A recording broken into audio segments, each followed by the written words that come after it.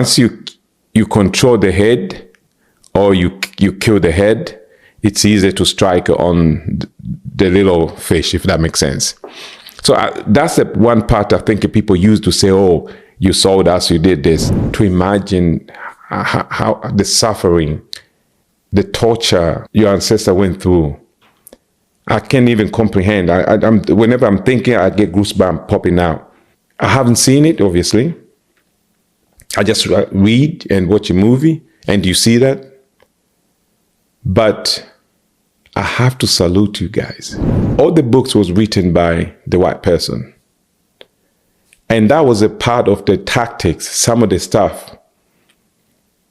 So you can hate us or we can hate you, whatever the case. Because they don't want us to be together at all. They don't.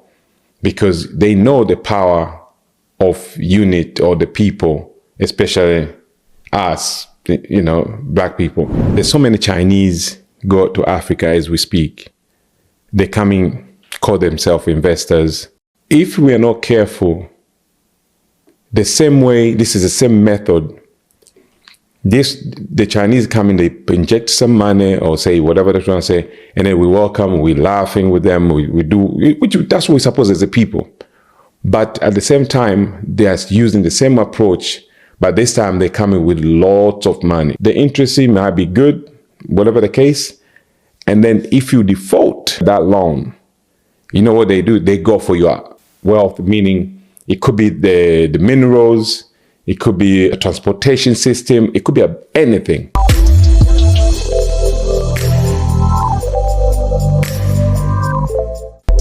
Welcome to Rugi Podcast. Today, I'm going to talk about we Africans, or should I say foreigners, Africans, we should appreciate the Black Americans, Black British from Europe, and why I decided to touch this part, because of I've met people who told me that African, we do look down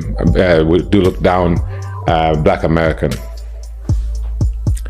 So me person, I don't have that issue in terms of to look them back, down, or whatever the case. I've never been that kind of person. But before I do that, I want to go back a little bit, because majority of the argument, especially the ignorance ones, people, they'll say maybe, oh, you sold us, or you did this, you did that. So I want to touch that small little part. When the European moved to or came to Africa, they came to Africa, and at the time, Africa in general, we never used to have like a boundary in terms of borders or whatever the case. It was just like just a land, bunch of, there's no border from one country to another. But the key what I want to address is when the European moved came to Africa.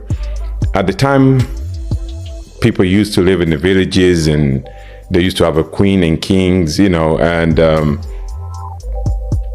the white man, how he did, of course, they came over with the guns, not like these guns we're talking about now, but and then they had a little like blankets or some clothes, So once they moved to the village, or one at a time, then they'll go to the elderly and trying to give them some gift and blah blah blah. But without the elderly, as we know, we Black people, we have a good heart. We are people, welcoming people in general. So what happened? They allow to welcome the white man. And then one man used to give them blankets, whatever the small gift here and there. But without thinking, these people, they moved in trying to understand how the culture, how it goes, who to attack, who to, to bribe, we can say, or give a little gift here and there. And then obviously they went to the elderly. Once you control the head, or you kill the head, it's easier to strike on the little fish, if that makes sense. So that's the one part I think people use to say, oh, you sold us, you did this. I don't think that's the terminology we should use, in my opinion. But that's another case we can argue about it. So after that was done, obviously, that's when they start taking people by force, killing people, and do all the extra bits and pieces here and there. So that's the little side. That topic is a little bit deeper than what I just, but I just touched a little base to give you a little insight in terms of why people say, you sold us, you did this, you did. Just like if you welcome me to your house now, or you host me, it's a courtesy. I'll come to your house, I'll bring something, for you to, because you open up the door for me. So pretty much that's exactly the same method was done back then. And so now I'm gonna touch about we as a foreigners, people when you move to Europe, move to America, but me, I'm gonna focus more foreigner here in America. Has all the foreigner. When I say foreigner, we as African, and the Chinese, the Indians, the Indian from Asia, all the people who move over here. Without the Black American struggle, nobody will be here. And why I'm saying that? Oh, nobody will shine. I can use that word as well. Why do I say that? Because the Black American, what they went through, your ancestors, it's hard to imagine how the suffering, the torture, how much your ancestor went through. I can't even comprehend. Whenever I'm thinking, I get goosebumps popping out. And me speaking, I haven't seen it, obviously. I just read and watch a movie, and you see that. But I have to salute you guys, you and your ancestor. I'm grateful for your struggle, because me as a foreigner, without you guys, I would not be sitting here even talking to you guys, or majority of us. And if they're Africans or foreigners, they're looking you guys in terms of whatever they, because I can't even think, whatever they're looking down to think. But I wish they can put the ignorance aside and understand how much you guys or your ancestor, what the sacrifice they have done to give us a better life. And I'm not saying here life is Gucci, you get money from the trees, or just to be able to get the opportunity to fight through, or to get some opportunity, white person, if that makes sense. Those days, they never used to have that. And I'm not saying now it's a heaven or now it's perfect. No, there's a lot to be done. But just to enjoy that little fruits as we speak, to me, I have to salute you guys, or I have to salute your ancestor, or the people who came before us. And I just don't see why me living in America, I can look someone or my people who are here before us, if that makes sense. I just don't understand that part.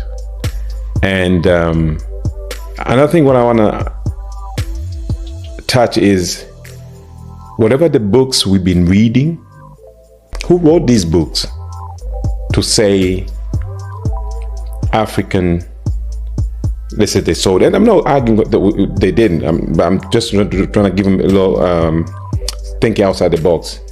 All the books was written by the white person, and that was a part of the tactics, some of the stuff. So you can hate us or we can hate you, whatever the case, because they don't want us to be together at all. They don't, because they know the power of unit or the people, especially us, black people. If we get together, how powerful we can be. So I think to me, this was part of the tactics, trying to separate and create so much hatred between ourselves. And then while we hate each other, but they are doing other stuff to better themselves, if that makes sense. And so we have to be careful a little bit, to me, that we shouldn't really focus to that, to say this and that, because at the end of the day, I wasn't there. I'm just reading what has been written and who wrote those books anyway.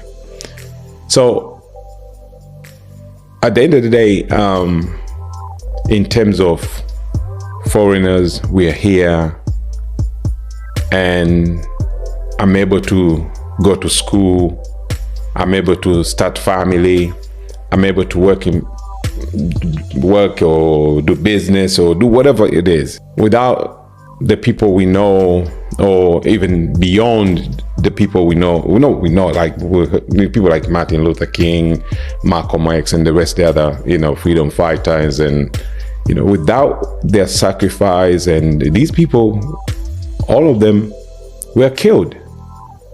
For God's sake, were killed. And they were killed because they were trying to express and trying to fight for us. So to me, it's so crucial, and just want to appreciate you guys. And like I said, I'm not saying it's a perfect world. There's still people fighting every single day. It's like a back and forth. And some the law, or for whatever reason, some government be trying to overturn and trying to make situation go back to God knows how many years ago. But I want to be focused on we as a people. I appreciate the struggle, and for your ancestor, whatever they did to make us to be who. So I'm grateful. That's number one. I'm so grateful. Without you, I wouldn't be here and get the same treatment and the same opportunity, just like our counterpart. And I want to go back, touching a little bit about Africa, actually.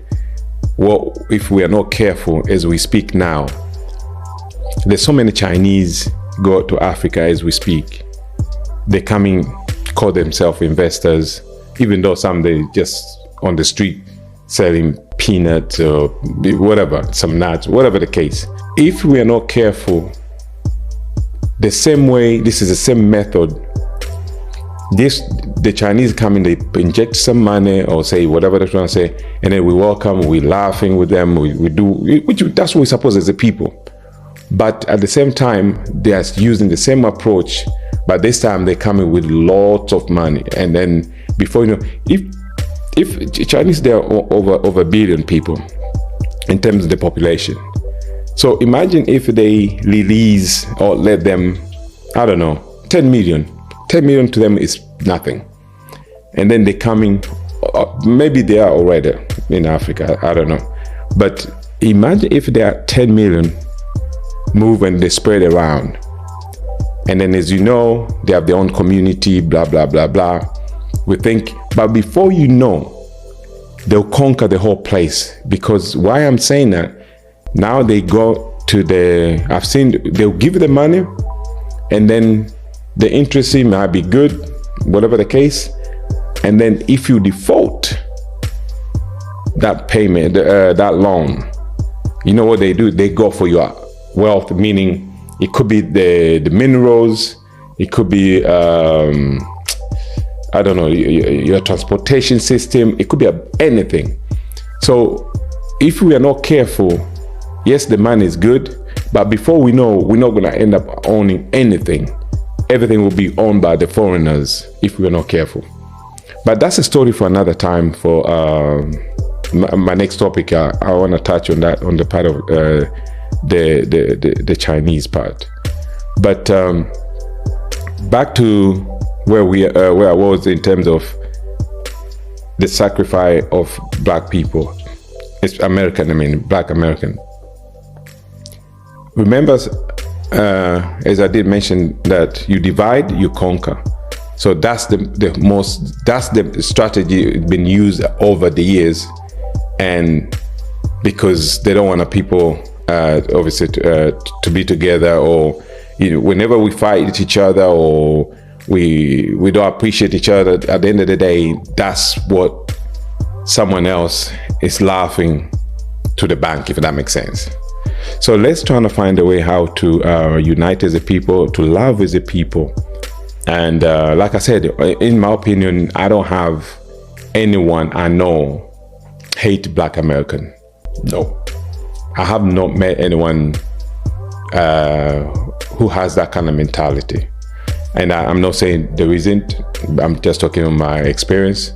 And in terms of a black American, share all kind of stuff with a black American, and I have no problem. If I'll judge you as an individual. If you treat me bad, then I'll just say you treat me bad, or Tim, you treat me bad, whatever the case. I wouldn't generalize, like put in this to say you the one presented the whole nation of people. That's not the way I think. That's not the way people should think either. So anyway, respect you guys, and thanks for the sacrifice, people who came before us. And let's make this world a better place, instead of trying to create the separation and hatred to each other. So at the end of the day, salute you. And today I'm going to end up here. And don't forget to follow me on social media, Logi Podcast, Instagram, Facebook, and YouTube. Love you. Peace out.